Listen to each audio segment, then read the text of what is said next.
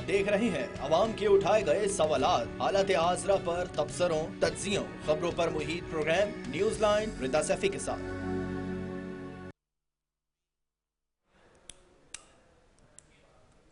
अस्सलाम वालेकुम, मैं हूँ रिदा सैफी। नाज़रीन, पाकिस्तान एक बार फिर से एक ऐसे नाजुक मोड़ पर खड़ा है जहाँ हर रास्ता धुंध में लिपटा दिखाई दे रहा है। एक तरफ मुज़ाकरात की बात हो रही है, दूसरी तरफ मज़ाहमत का ऐलान भी हो रहा है, और बीच में एक ऐसा मुल्क है जिसकी मईशत कमज़ोर, सियासत मुंतशिर और अवाम शदीद बेयकीनी का शिकार हैं। सवाल ये नहीं कि मुज़ाकरात हों या ना हों, असल सवाल ये है कि ये मुज़ाकरात किस मकसद के लिए होंगे, और अगर नहीं होंगे तो अंजाम क्या होगा।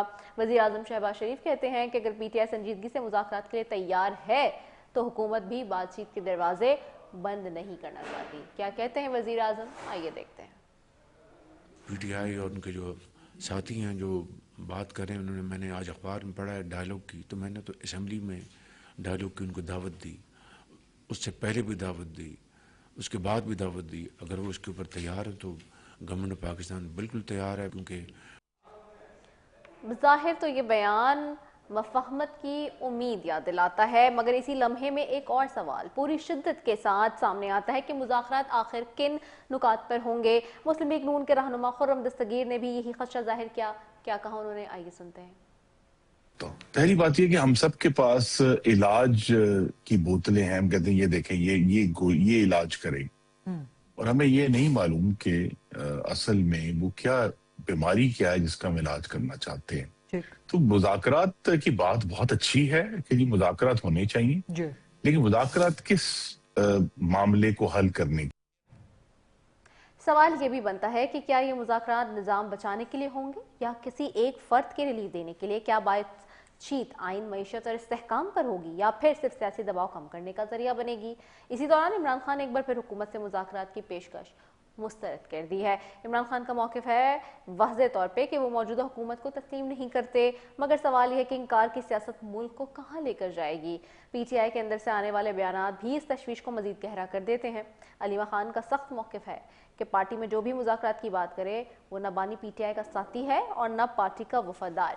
ये बयान सिर्फ हुकूमत के लिए नहीं बल्कि खुद पीटीआई के अंदर मौजूद अखलाकी आवाज़ों के लिए भी एक वाज़ेह पैगाम है, यानी पार्टी लाइन से हटने की कोई गुंजाइश नहीं है, चाहे हालात कितनी ही संगीन क्यों ना हो जाए। और फिर खैबर पख्तूनख्वा से आने वाला बयान भी अहम है। वजीर आला के मुआविन खुसूसी शफी जान का कहना है कि पीटीआई स्ट्रीट मूवमेंट की तरफ जा रही है और मज़ाहमत का ही आखिरी रास्ता है। ये अल्फाज महज एक सियासी हिकमत अमली का ऐलान नहीं बल्कि एक बड़े तसादुम का इंदियाह भी नजर लगते हैं। सवाल ये है कि जब मुल्क पहले ही मौशी दबाव, दहशतगर्दी के खतरात और आलमी सतह पर एतमाद के बहरान से दो चार हो तो क्या सड़कों की सियासत किसी मसले का हल हो सकती है। बहुत बड़ा सवाल। आज के प्रोग्राम में हम यही जानने की कोशिश करेंगे कि मुज़ाकरात का रास्ता वाकई बंद हो चुका है और स्ट्रीट मूवमेंट जो है वो मुल्क को कहाँ ले जाएगी और क्या सियासी जिद हमें एक नए बहरान की तरफ धकेल रही है। इसी पे बात करेंगे। मेरे साथ सबसे पहले पैनल में मौजूद हैं अहमद अवैस हैं, सीनियर रहनुमा है पाकिस्तान तहरीक इंसाफ से। मेरे साथ सेंटर जाहिद खान है मुस्लिम लीग नून से। मेरे साथ चौधरी मंजूर हैं, सीईसी के मेंबर हैं, मरकजी रहनुमा हैं सीनियर पीपल्स पार्टी से। आप तीनों मौजूद मेहमानों का बेहद शुक्रिया। चौधरी मंजूर साहब, आपकी तरफ पहले आऊँगी। पीपल्स पार्टी कैसे देख रही है इस सारी सूरत हाल को, जहाँ एक तरफ मुज़ाकरात की बात है तो एक तरफ स्ट्रीट मूवमेंट की बात हो रही है। देखिए, ये तो उनका हक है, वो स्ट्रीट मूवमेंट करें और जो मर्जी करें। और मुज़ाकरात का मुझे तो, मेरे इल्म में तो नहीं है कि कहीं पे कोई मुज़ाकरात है। और मुज़ाकरात तो फिर अगर आपने करने हैं तो आपने पॉलिटिकल कुव्वतों के साथ करने होंगे, वो आप करना नहीं चाहते। तो बाकी तो फिर इनका हक है कि वो स्ट्रीट मूवमेंट करें, लेकिन स्ट्रीट मूवमेंट जो है वो पीसफुल होनी चाहिए। और जिस तरह से वो हुकूमती लाओ लश्कर के साथ आते हैं तो वो तो फिर नहीं हो सकता। क्या हुकूमत में बैठी जमातें यानी कि आपकी और मुस्लिम लीग नून की इस वक्त स्पेस देने के लिए तैयार हैं स्ट्रीट मूवमेंट के लिए अपोजिशन को? स्ट्रीट मूवमेंट का तो पहले ये बताएंगे तो कि वो क्या है, 9 मई की तरह की स्ट्रीट मूवमेंट करनी है, कैसी करनी है। तो मुझे तो नहीं पता, ये तो गवर्नमेंट का काम है, गवर्नमेंट बताए कि उन्होंने क्या करना है। और ये पहले बताएंगे कि हमने क्या करना है, प्रोटेस्ट कहाँ पे करना है, कैसा करना है, क्या करना है। तो इनको प्रोटेस्ट की तो मैं तो इसके हक में हूँ कि पीसफुल प्रोटेस्ट जो है वो उनका राइट है, वो करें। لیکن جہاں پر مذاکرات کی بات ہے، مذاکرات تو میرا خیال ہے پرائم منسٹر نے آج بھی کہا ہے کہ ہم تیار ہیں. جی ایگزیکٹلی، لیکن میں بھی اسی پر آ رہی وہ تھی کہ وزیر اعظم شہباز شریف نے مذاکرات کی پیشکش کر دی ہے. جی، تو تو اس پہ ان کا حق ہے کہ وہ کرتے ہیں نہیں کرتے. وہ تو کہتے ہیں ہم نے پولیٹیکل قوتوں کے ساتھ کرنا ہی نہیں. تو اس سے سوال پھر یہ پیدا ہوتا ہے کہ یہ خود پولیٹیکل قوت ہیں، اور اگر یہ نہیں کرنا چاہتے تو پھر ان کے اپنے بارے میں بھی خود یہ سوچیں کہ کیا کرنا ہے، کس کے ساتھ مذاکرات کرنے اور کیوں کرنی. اوکے، سینٹر زاہد صاحب کی طرف جاتی ہوں. سینٹر صاحب، دیر از اے بگ بریک تھرو میری نظر میں کہ وزیر اعظم شہباز شریف صاحب نے ایک مرتبہ پھر اپوزیشن کو مذاکرات کی دعوت دے دی ہے. یہ مذاکرات کن بیسس پر ہو سکتے ہیں؟ کیونکہ ایک طرف سے تو یہ بات سامنے آتی ہے کہ سابق وزیر اعظم عمران خان صاحب کی رہائی ہونی چاہیے، ان کو جو ہے ریلیف ملنا چاہیے، اور ان کے اوپر جو سیاسی مقدمے ہیں وہ ختم ہونے چاہیے. تو کیا یہ ریلیف اس اعتبار سے ہوگا، یا پھر اس ریلیف میں جو معیشت کمزور ہے، جو سیاست منتشر ہے، اور جو عوام کے بنیادی مسائل ہیں ان کے اوپر کچھ ریلیف پہ مذاکرات ہوں گے؟ شکریہ. یہ ایسا ہے کہ یہ پہلے بار وزیر اعظم نے آفر نہیں کی ہوگا. وزیر اعظم نے تو کئی بار پارلیمنٹ کے اندر بھی کی ہے، اور ہمارے جو باقی لوگ ہیں انہوں نے بھی کہی، اور ہم سمجھتے بھی، سیاسی لوگ ہوتے ہوئے اس کو سمجھتے ہیں کہ ہر مسئلے کا حل صرف مذاکرات ہوتے ہیں، اس کے علاوہ اور کوئی حل نہیں ہوتا. تو اس لیے وزیر اعظم نے تو پھر ان کو کہا.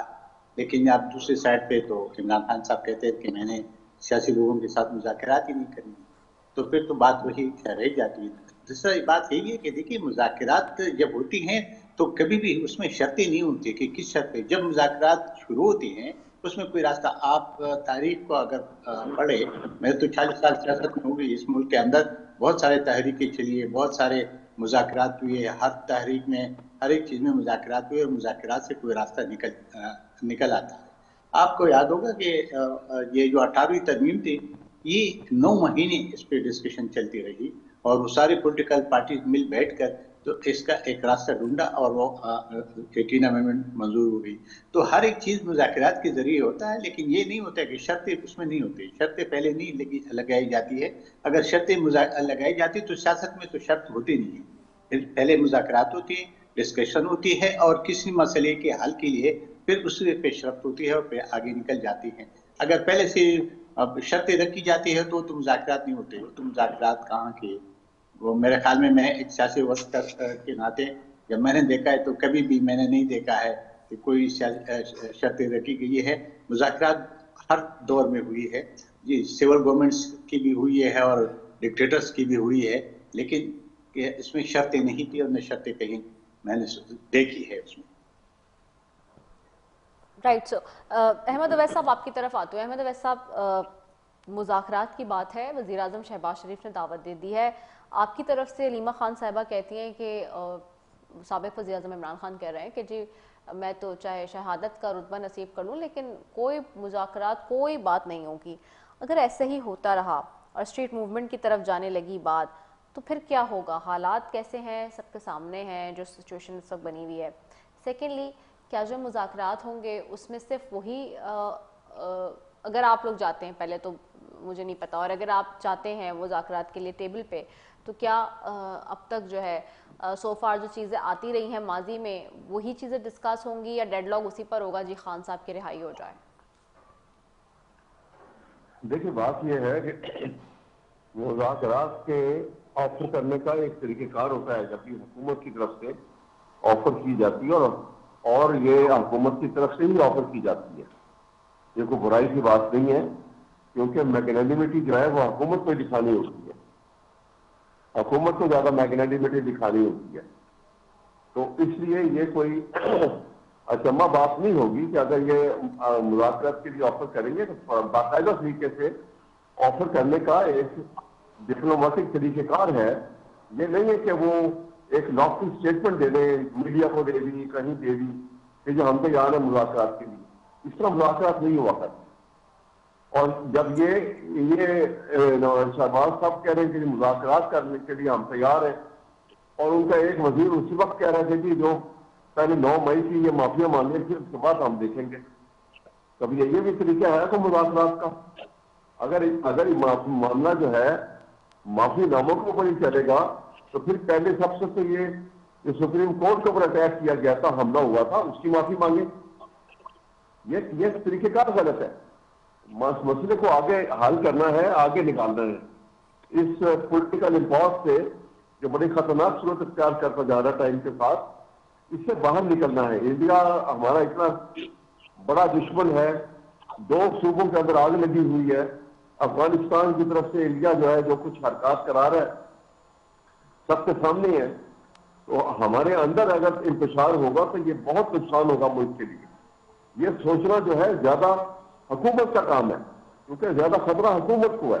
वो तो अपोजिशन वाले पहले मार खा के बैठे हुए, पहले ही आपने उनको दरबदर कर दिया बिला वजह बगैर जवाब के, और वो लोग जो है वो जेलों में हैं और कई साल की सजाएं दे दी उनको for the fault they never committed. तो ये सूरत हाल को ज्यादा खुले दिल से देखना, इसका मुआवजा करना, ये हुकूमत का काम है। और मेरा ख्याल है कि हुकूमत को खुले दिल के साथ इसके लिए आगे बढ़ना चाहिए। आगे तो हुकूमत तो बढ़ने के लिए तैयार है, मुज़ाकरात की जो बात हो रही है, लेकिन ऑपोजिशन क्या करेगी ऐसी सूरत हाल में? ऑपोजिशन ने भी तो आगे भी तो आई थी ना। आगे जब आप देखें ना जी, जब पिछले साल जब दिसंबर के अंदर इमरान खान ने खुद अपने तौर के ऊपर 6 की टीम बनी थी, उसको उन्होंने कहा था कि ये आप ठीक है, आप जाए मुतालबात, और कोई मुतालबात भी नहीं साथ पेश किए थे। बगैर मुतालबात के वो टीम गई थी बात करने के लिए। ये भी तो आप देखें कि इसका मतलब ये है कि ये खुले दिल के साथ गए थे वो, लेकिन वो मुतालबात वो मुज़ाकरात फेल हुए थे, तो वो हुकूमत की तरफ से फेल हुए। ठीक हो गया, ये मेरा कहना था। ठीक है। मैं चौधरी मंजूर साहब आपकी तरफ वापस आती हूँ। सर, आप देख रहे हैं ये डेडलॉक ख़त्म होने में जो है कुछ हो सकेगा इस दफ़ा, और क्या डेडलॉक ये अगर ख़त्म हो जाता है तो क्या मुज़ाकरात की जो ये अब जो नया स्पेल होगा या नया दौर होगा वो कुछ टेबल पे ब्रिंग कर सकेगा, ला सकेगा कोई पॉजिटिव चीज़ें, कोई रिसोल्यूशन जिसको हम अगर कह सकेंगे जी हेल्पफुल होंगे आगे बढ़ने के लिए पॉलिटिकली? जी, ये तो या कोई नजूमी बता सकता है या दोनों जमातें बता सकती हैं कि मुज़ाकरात का क्या होगा, होंगे शुरू के नहीं होंगे। तो इसमें तो दोनों तरफ से जब लचक नहीं आती जब तक, तब तक मुज़ाकरात कैसे होंगे? और फिर मुज़ाकरात पे जिस तरह से अभी अहमद अवैस साहब ने कहा कि उधर से भी प्री कंडीशंस हैं और इधर से भी प्री कंडीशंस हैं, तो जब तक ये प्री कंडीशंस हटती नहीं है तब तक कैसे मुज़ाकरात शुरू होंगे? फिर ये खान साहब की तरफ से आता है या अलीमा खान साहिबा की तरफ से आ गया है कि मुज़ाकरात नहीं होंगे, बेशक हम मौत कबूल कर लेंगे, मुज़ाकरात नहीं होंगे, तो फिर ये डेडलॉक कैसे हटेगा? अहमद अवैस साहब जैसे जो सेन वॉइसेस हैं पीटीआई के अंदर, उनकी सुनी जाती तो आज ये इन हालात में नहीं होती पीटीआई। अपनी गवर्नमेंट्स तोड़कर जिस तरह से जो कुछ इन्होंने अपने साथ किया है वो शायद पाकिस्तान की तारीख में इससे पहले कभी नहीं देखा गया। तो मेरा ख्याल है कि अगर कोई ये सेन वॉइसेस परवेल करें पीटीआई के अंदर तो चीज़ें आगे बढ़ सकती हैं, लेकिन मेरे ख्याल के मुताबिक ऐसी जो आवाज़ें हैं जो अक्ल दानिश की बातें करते हैं उनकी गुंजाइश कम है पीटीआई के अंदर। अगर उनकी गुंजाइश ज़्यादा होती तो शायद इन हालात में पीटीआई आज होती नहीं और मुल्क भी नहीं होता। अच्छा, आप इसको किस तरह से देखते हैं चौधरी मंजूर साहब? अलीमा खान साहिबा का जो मौक़िफ़ है कि जो पार्टी में जो भी मुज़ाकरात की बात करेगा वो ना पीटीआई का साथी और ना ही पार्टी का वफादार, और वो तो अब इस बात पे कह रही हैं कि वो जो है वो अपने मुल्क को कौम के लिए शहादत के रुतबे भी फायज होने के लिए तैयार हैं। ये एक बहुत बड़ा स्टेटमेंट है। जी, बहुत बड़ा स्टेटमेंट है, और ये तो अलीमा खान की अपनी बात तो नहीं है ना, ये तो इमरान खान साहब की बात है जी।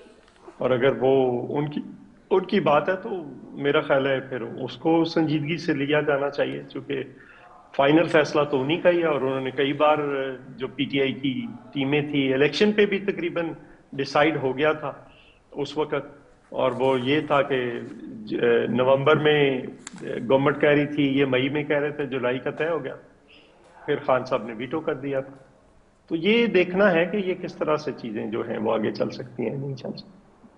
ठीक हो गया है। अच्छा सेंटर जाहिद साहब, ये एक इसमें पीएम ने मुज़ाकरात की जहां दावत दी है वहां पे उन्होंने थोड़ी सी कुछ बातें भी की हैं। उन्होंने कहा है कि जायज़ मुतालबात तो हो सकते हैं, لیکن بلیک میلنگ نہیں چلے گی. اب یہ جائز مطالبات ظاہر ذات ہے ہو سکتا ہے اگر ایک کمرے میں 4 لوگ بیٹھے ہوئے ہیں تو شاید اے کے جو جائز مطالبات ہیں وہ سی کے جائز مطالبات نہ ہو, اور اگر بی کے وہ جائز مطالبات ہیں ڈی کے شاید وہ جائز مطالبات نہ ہو, اور اگر اے کوئی بات کر رہا ہے تو ہو سکتا ہے وہ سی کو بلیک میلنگ لگے, اور اگر سی کوئی بات کر رہا ہے تو ہو سکتا ہے کہ بی کو وہ بلیک میلنگ لگے. تو یہ ڈیسائیڈ کون کرے گا اس پیج پر آ کے, کیونکہ پہلے بھی یہی مسئلہ ہوا, کیا بیچ میں کوئی گارنٹر بیٹھے گا, کیا پیپلز پارٹی کا بھی کوئی رول ہوگا, کس طرح سے ہوگا کہ کون ڈیسائیڈ کرے ہوگا کہ اب اس دفعہ جو کر رہے ہیں مذاکرات اس میں جائز مطالبات کیا ہیں اور بلیک میلنگ کیا ہے؟ دیکھیے سب سے بڑی بات یہی ہے کہ پیپل پارٹی تو اتحادی ہے, ظاہر ہے جب بات ہوگی تو اس کو کانفیڈنس پہ تو لینا ہوگا, لیکن جہاں تک بات کی وزیر اعظم نے کوئی شرط تو نہیں لگائی, اس نے آپ نے جو سنایا اس میں تو کوئی شرط نہیں ہے. اس نے کہا کہ بلیک میلنگ نہیں چلے گی, تو بلیک میلنگ کوئی اور چیز ہوتا ہے, وہ تو مذاکرات کے اندر بیٹھ کے بے شک کوئی بات ایسی بھی ہوگی کہ کسی کو پسند ہوگا کسی کو ناپسند نہیں ہوگا, لیکن جب ڈسکشن شروع ہوتی ہے, ڈائلاگ شروع ہوتی ہے تو پھر آگے بات بڑھتی ہے. لیکن جب سب سے پہلے تو بات یہی ہے کہ عمران خان صاحب تو اس چیز کو نفی کرتے ہیں, وہ تو کہتے ہیں کہ اگر کوئی بھی مذاکرات کی بات کرے گے تو ہم میں سے نہیں ہوگا. تو پھر مجھے وہاں پہ بات کرنے مجھے تو سمجھ نہیں آتی کہ کیسے پھر مذاکرات ہوگی. حکومت نے تو ہمیشہ کے لیے اور ہمیشہ حکومت کا کام بھی یہی ہوتا ہے کہ ہمیشہ کے لیے اپوزیشن کو دروازے کھلے رکھتی ہے کہ مذاکرات کے ذریعے ملک کا مسائل حل ہو, سیاسی مسائل حل ہو. لیکن اگر دوسرے فریق بات کرنے کو تیار نہیں ہے اور وہ ان کو یہ کہتے ہیں کہ جی ہم بات کرنا نہیں چاہتے ہیں, اور بلکہ یہاں تک جو علیمہ خان کے اپنے آئے تو علیمہ خان کے تو اپنی بات تو نہیں ہوگی, اگر اپنی بات ہوتی تو پھر عمران خان تو اس کی تردید کر لیتا. لیکن احمد اویس صاحب کی طرح بہت سارے لوگ ایسے ہیں پی ٹی آئی کے اندر کہ وہ یہ سمجھ رہے ہیں کہ مذاکرات سے مسائل کا حل ہے, مذاکرات سے یہ ملک بھی بحران سے نکل سکتا ہے اور یہ جو مشکلات ہیں یہ بھی حل ہو سکتی ہیں. لیکن جو اصل ویٹو پاور ہے وہ تو عمران خان کے پاس ہے.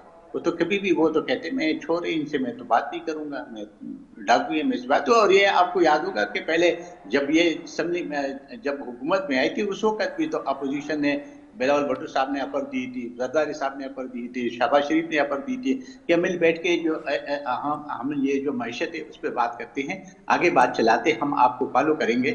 لیکن اس نے اسی وقت اسمبلی کے اندر کہا تھا کہ میں آپ لوگوں کو تو چھوڑوں گا نہیں, تو آپ مذاکرات کی کیسے بات کریں گے.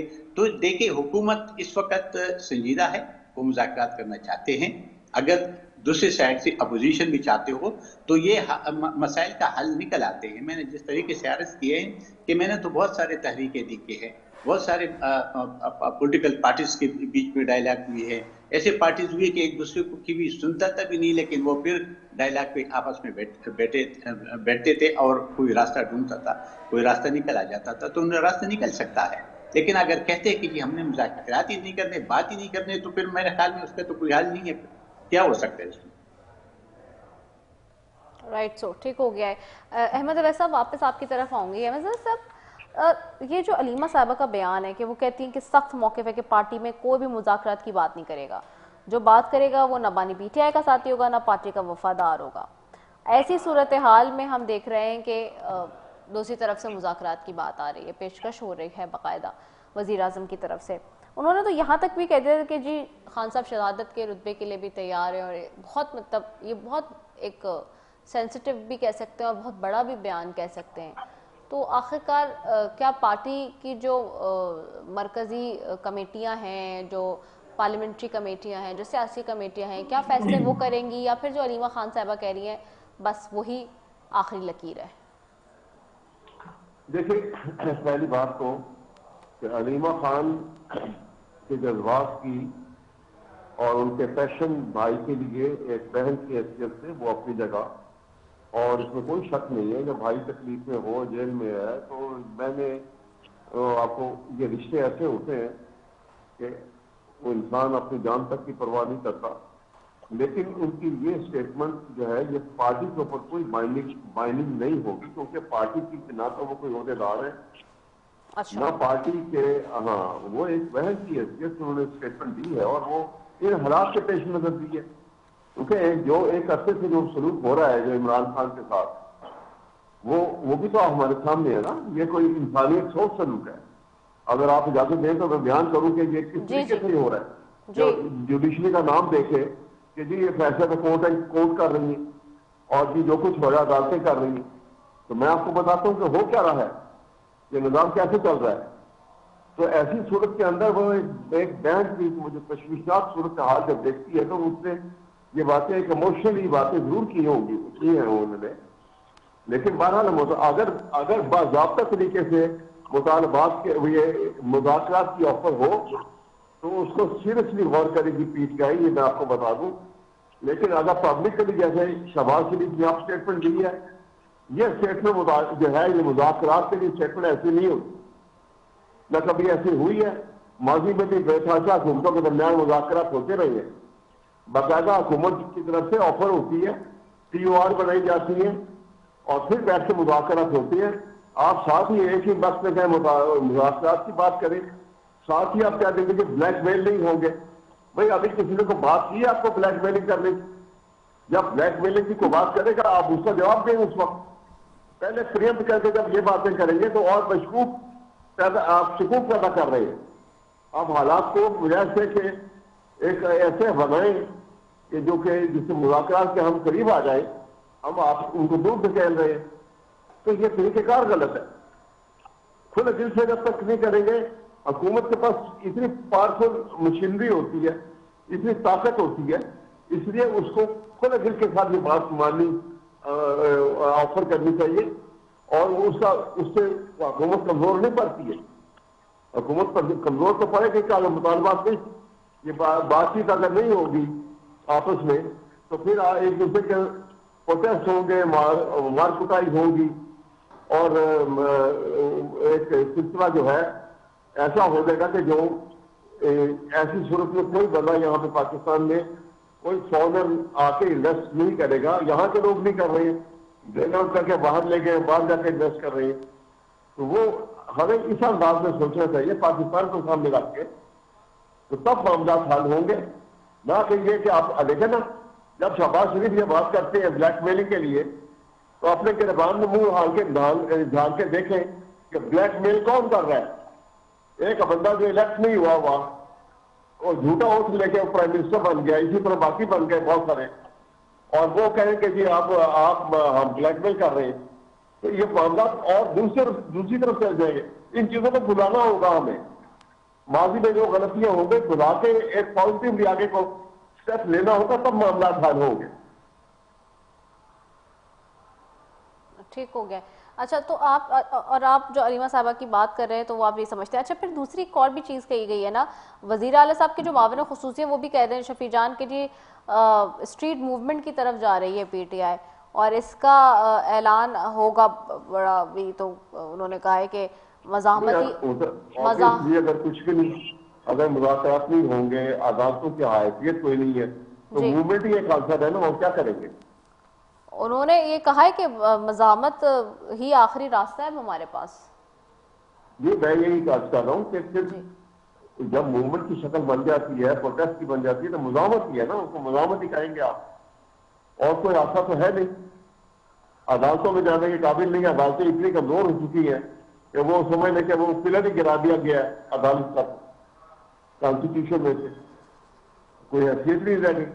اب سپریم کورٹ نہیں رہ گئی. اب وہ جو ایک جج ایک دن پہلے وہ کسی ہائی کورٹ سے اس کو کانسٹیٹیوشن بینچ کورٹ کا جج بنایا ہے, وہ کہتا ہے کہ سپریم کورٹ تو جو ہے جو ہم سے کمتر ہے, تو ہم سب سے بڑے ہیں.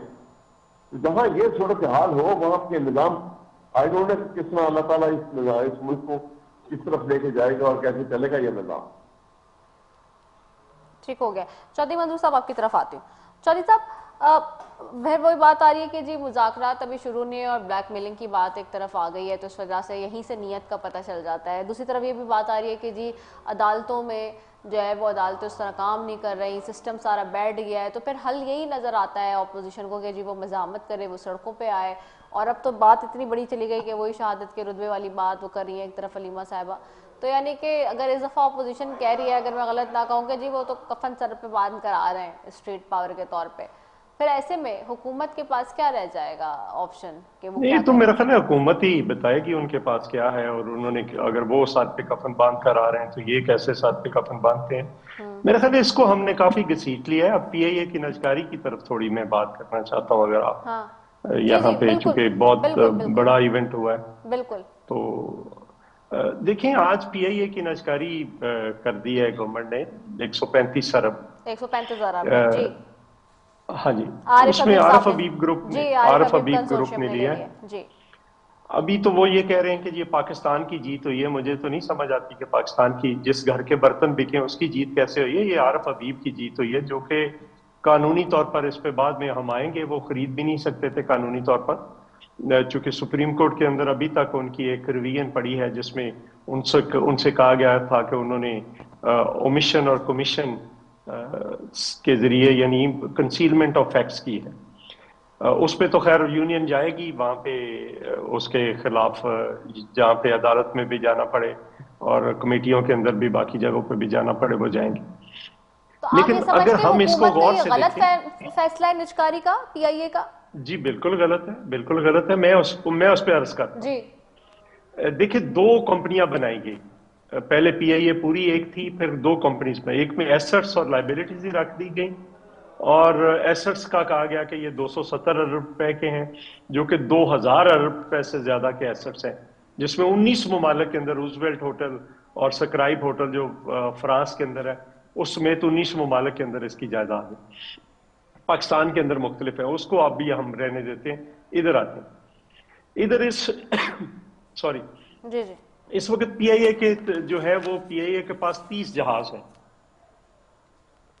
جس میں 17 آپریشنل ہیں. پہلے 13 تھے، 4 ابھی آئے ہیں. یہ اس وقت کی میں بات کر رہا ہوں جب ابھی یورپ اور انگلینڈ نہیں کھلا تھا. تو آپ کو یاد ہے پی ٹی آئی کے ایک بندے نے، ایک منسٹر نے سٹیٹمنٹ دی تھی جعلی ڈگریوں کی وجہ سے، جس کی وجہ سے ساری جگہوں پہ ہماری بین ہو گئی تھی. اب اس میں صرف 100 ارب روپے کے تو یہ 30 جہاز ہی ہیں. اس کے بعد ذرا دیکھیں 20 ارب روپیہ ملازمین کا پروویڈنٹ فنڈ پڑا ہے، 10 ارب روپے کے یہ ہینکرز اور سپیئر پارٹس اور باقی چیزیں ہیں جو ان کے حوالے کی گئی، 10 ارب روپے کی مشینری ہے جو ان کے حوالے کر دی گئی ہے، جس میں آپ کو پتہ ہے جب جہاز کو ٹرن کرتا ہوتا ہے وہ جو گاڑیاں کھینچتی ہیں اس کو، وہ بڑی پاورفل ہوتی ہیں. پھر جب ایئر کنڈیشن کی ضرورت ہوتی ہے تو وہ گاڑیاں آ کر لگتی ہیں.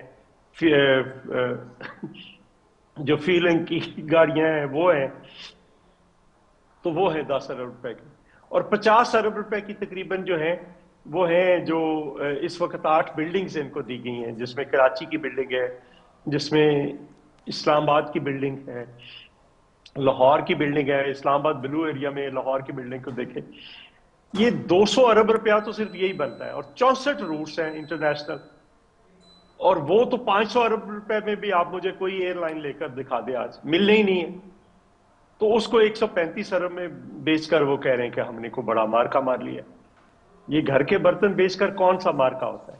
اور یہاں پہ ہم نے 3 پریپوزیشن دی تھی اس چلانے کی. نمبر 1، پبلک پرائیویٹ پارٹنرشپ کر لیں.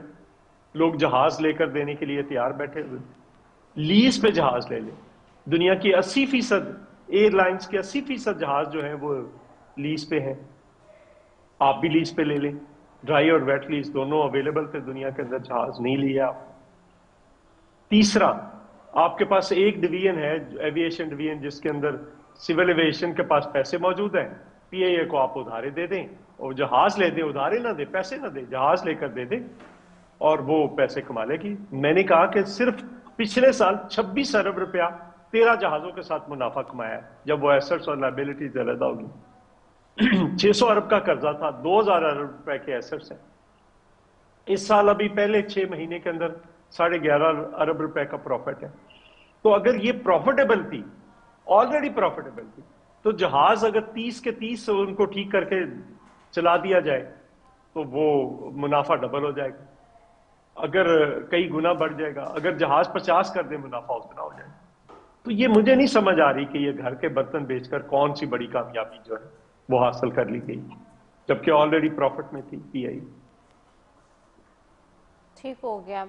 آپ کی طرف آتی ہوں سینٹر صاحب. سینٹر صاحب، چلے مذاکرات کی تو ہم نے واقعی بہت بات کر لی, نچکاری پہ بات کر لیتے. پی آئی اے کے پیپلز پارٹی سمجھتی ہے کہ جی اس سے کوئی فائدہ نہیں ہے, الٹا نقصان ہے, اپنے گھر کے برتن بیچے جا رہے ہیں, اور پی آئی اے کی نچکاری ایک پہلے سے ہی ایک جو ہے وہ ہاٹ ٹاپک تھا, اور اب تو آج ڈسکشن آف دی ٹاپک وہ بھی آ ہی گیا, کیونکہ آج آپ نے عارف حبیب کنسورشیم کو 135 ارب میں پی آئی اے فروخت کر دیا اور انہوں نے خرید لیا ہے. تو کیا نچکاری کرنا صحیح نہیں ہے, جیسے کہ پیپلز پارٹی کہہ رہی ہے کہ ٹھیک نہیں ہے یہ؟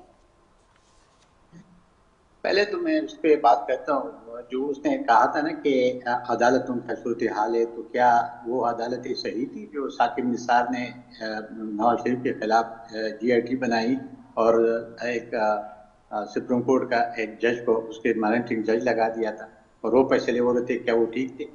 کیا آپ کو یاد ہوگا جب اس کی بیگم کو لندن میں بیمار تھی اور وہ بس بستر مرگ پہ لیٹی تھی, تو اس کو لے آیا اور وہ آیا اور اس کو گرفتار کیا گیا. کیا اس وقت جو ہائی کورٹ تھی اسلام آباد کی, جسٹس صدیقی صاحب کو کیوں نکالا گیا تھا؟ اس نے تو ساری بات بتا دی تھی کہ مجھے کہا تھا کہ 2 سال ہم نے میرے پیسہ حمید کا کہ 2 سال ہم نے محنت کی, اور آپ اگر اس کا اپیل آپ نے لگا دیا تو پھر آپ تو یہ چیزیں تو ہوئی ہے عدالتوں میں. تو آج تک کون سی عدالتوں کی بات ہوتی ہے؟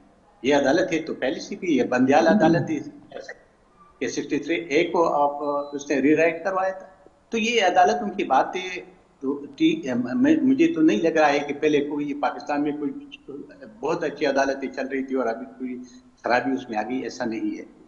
ہر دور میں ایسا ہوا ہے. اس کا ایک ہی حال ہے, وہ یہی ہے کہ ساری پولیٹیکل پارٹیز مل بیٹھ کے اس کا حل ڈھونڈے اور حل نکال دے, تاکہ عدالتیں بھی آزاد ہو اور آزاد انتخابات بھی ہو اس ملک کے اندر, اور جو بھی جس کو بھی ووٹ ملے وہ حکومت بنائے. لیکن اس چیز کی طرف تو ہم آتے نہیں ہیں. پھر ہم کہتے ہیں کہ نہیں جی اس مذاکرات میں ہم نے جانا نہیں ہے, یہ چور ہے, ہم ڈاکو ہے. تو پھر یہ چیزیں نہیں بنے گی بات, اور پھر بات خرابی کی طرف جائے گی.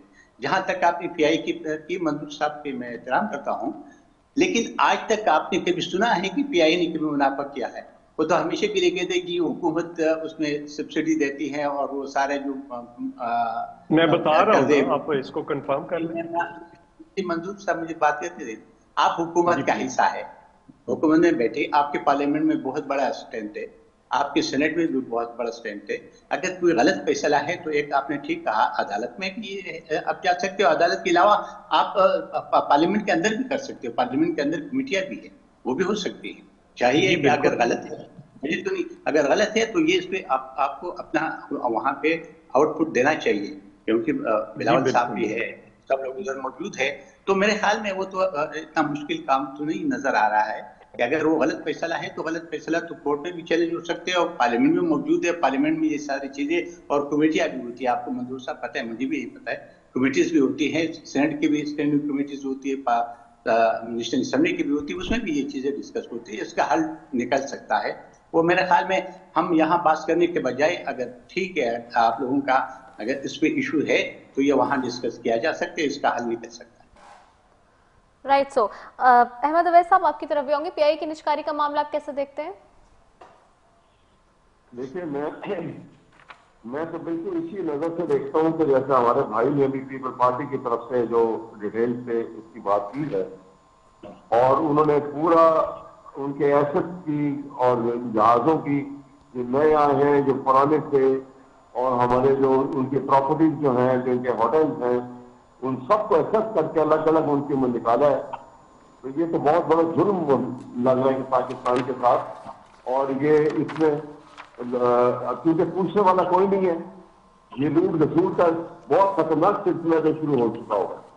اور اس سے پہلے آپ نے آڈیٹر جنرل پاکستان کی رپورٹ دیکھی ہوگی یقیناً, اور جس کو انہوں نے کنفرم کیا بعد میں دوبارہ سے, اور وہ 375 ٹریلین روپیز کا فائنینشیل ریگولیرٹیز میں بیان کی ہے اس کے اندر. تو یہ تو اس سے اندازہ ہوتا ہے کہ یہ پچھلے 2 سالوں کے اندر اس ملک کے اندر کس طرح لوٹ گھسوٹ ہوئی ہے. تو میں تو کسی صرف یہ اس کا یہ ڈیل کو اسٹرائک بھی کر دیا ہے, وہ اس کو بیچ بھی دیا ہے. یہ بہت غلط فیصلہ ہے, اور یہ پاکستان کے لیے انتہائی نقصان دہ فیصلہ ہے. میں یہ سمجھتا ہوں اور یہ سب جواب دہ ہوں گے آج نہیں تو کل، اپنے ضمیر کے آگے بھی جواب دہ ہوں گے اور قوم کے آگے بھی جواب دہ ہوں گے، اور یہ کسی کو اس میں رعایت نہیں برتنی چاہیے۔ اچھا زاہد صاحب، اس میں ایک اور بھی چیز، اب چونکہ یہ پرائیویٹائزیشن ہو جائے گا تو کیا اس میں جو ایک سوال آتا ہے کہ جو آلریڈی لوگ ہیں اس کے اندر بھرتی ہوئے ملازم جو ہیں، کیا وہ سب کو نکال دیں گے؟ کیا ہوگا اس کی، کیا میکینزم بنایا جائے گا؟ اور پھر بہت ساری تو لیبر پارٹیز اور پتہ نہیں کیا کیا جو ہے وہ سارا معاملات بھی ہیں اس میں، تو وہ سب کس طرح سے مینج ہوگا پرائیویٹائزیشن کے بعد؟ ایک بات میں کہنا چاہتا ہوں، آپ کو یاد ہوگا احمد عویل صاحب کے پارٹی کی حکومت تھی اور ڈیفینس منسٹر نے ایک سٹیٹمنٹ دیا کہ ہماری جتنے بھی پائلٹس ہیں وہ سارے اس کے پاس جو لائسنس ہے وہ جعلی ہے، اور اس وجہ سے ہماری پورے دنیا میں جو جگہ سائی ہوئی ہے اور ہمارے جو فلائٹس بند ہو گئے۔ پی آئی کا بیڑا تو اس وقت غرق ہو گیا تھا، پی آئی کے جتنے بھی فلائٹس تھے آپ کے اپنے ملک میں رہ گئے تھے اور ایک سٹیٹمنٹ کی وجہ سے، اور وہ سٹیٹمنٹ میں اس میں پارلیمنٹ میں دیا تھا۔ تو بڑے اگر کرنے والے تو یہ بھی ہے ان میں، یہ اس سے نہیں ہو سکتے۔ جہاں تک آپ نے کہا کہ ہم تو میں ایک سیاسی کارکن ہوں، میں تو ہر اس مزدور کے اگر کسی کو زبردستی نکالتا ہے تو میں اس کے خلاف ہوں، چاہے کسی بھی ادارہ، کیونکہ یہ جو لیکن اگر ابھی پرائیویٹائزیشن کے بعد تو نئی مینجمنٹ نیا سب کچھ آئے گا تو لیبر یونینز اور لیبرز کو تو وہ میرے خیال کوئی بھی ہو، لیکن جس طریقے سے دیکھیں میں نے عرض کی ہے کہ پارلیمنٹ موجود ہے، سب چیزیں موجود ہے، یہ چیزیں وہاں ڈسکس ہو سکتی ہے۔ آپ کو یاد ہوگا جب کسی کو پرائیویٹائزیشن میں چلی گئی تو وہاں پہ لوگوں کو نکالنا شروع کیا، اور میں بلکہ اس وقت واٹر اینڈ پاور کے اسٹینڈنگ کمیٹی کا چیئرمین تھا، میں نے ان کی ایم ڈی کو بلایا تھا اور میں اس کو وہ جا کے ہائی کورٹ میں اس نے اپنی ضمانت کروائی تھی۔ تو یہ چیزیں نہیں ہوتی ہے، اگر پارلیمنٹ مضبوط ہو نا تو یہ چیزیں ہر کا حل نکل سکتا ہے، اور پھر وہی جو لوگ جو نکالنے تھے وہ رک گئے تھے۔ تو میرے خیال میں ایسا مسئلہ نہیں ہوگا، اگر ہوگا تو پارلیمنٹ موجود ہے اور سیاسی پولیٹیکل پارٹیز میں موجود ہے، اور جس طرح منظور صاحب نے کہا یہ لوگ بھی ہیں، اور وہاں پہ میں انشاءاللہ بات ہوگی۔ کسی مزدور کو نکالنے کا کسی بھی بندے کو حق نہیں ہے کہ وہ کسی بھی ادارے سے کسی بندے کو زبردستی نکالے۔ چودھری منصور صاحب، اس پہ آپ کا کیا ورڈکٹ ہے؟ یہ جو لیبر یونینز ہیں یا جو لیبر ہوگی وہاں پہ اگر اس کو نہیں، نکالا دیکھیے لیبر کا وہ کہہ رہے ہیں کہ 1 سال تک صرف ہم گارنٹی کریں گے، 1 سال کے بعد جس کو وہ چاہیں گے نکال دیں گے۔ تو ایک پروفیشنل لیبر ورکرز ہیں جو سکلڈ ورکرز ہیں، یہاں پہ پی آئی اے کے اندر آپ کسی کو کل لا کر کھڑا کر دیں تو وہ تو نہیں کر سکتا یہ سارا کام۔ تو میرا خیال ہے یہ پائلٹس ہیں اور جو پہلے بھی چھوڑ کر چلے گئے تھے اب بھی چھوڑ کر چلے جائیں گے، کچھ لوگوں کو یہ زیادہ تنخواہیں دے دیں گے، یہ ان کی تو 64 روٹس جو ہیں ان کی تو کوئی قیمت ہی نہیں جو اس وقت دنیا کے اندر ہیں۔ میں نے کہا کہ 40% جو ہے وہ پی آئی اے کی آمدنی صرف انگلینڈ سے اکیلے سے آتی ہے، برطانیہ سے آتی ہے، تو اس کو کس طرح سے انہوں نے اونے پونے داموں میں بیچا ہے۔ پہلے ایم سی بی کا سکینڈل ہوا تھا، باقی پرائیویٹائزیشن کا سکینڈل ہوا تھا، یہ اس سے بڑا سکینڈل ہے۔ اور جہاں تک کمیٹیز میں جانے کا، ہاں یونین جو ہے وہ عدالتوں میں بھی جا رہی ہے اور کمیٹیوں میں بھی جائے گی، وہ لے کر کیس جائے گی کہ یہ ہوا۔ کمیٹیوں میں تو آج کل کیا ہو رہا ہے وہ ہم دیکھ رہے ہیں نا، وہ پلوشا صاحبہ کی اور وہ ان کے جو لڑائی، نہیں وہ تو بہت زیادتی ہوئی ہے پلوشا کے ساتھ۔ کمیٹیوں میں تو آج کل شدید لڑائی چل رہی ہے۔ علیم خان صاحب نے جس طرح کی ان کے ساتھ زبان استعمال کی، سوال اٹھانا کوئی جرم تو نہیں ہے۔ نہیں انڈیڈ یو رائٹ، سوال اٹھانا کوئی غلط بات نہیں ہے، لیکن سوال کو ایڈریس کرنا یہ بہت بڑا سوال ہے۔ اسی کے ساتھ جی اپنی میزبان نصر فیق کو دیجیے اجازت۔ پاکستان زندہ باد۔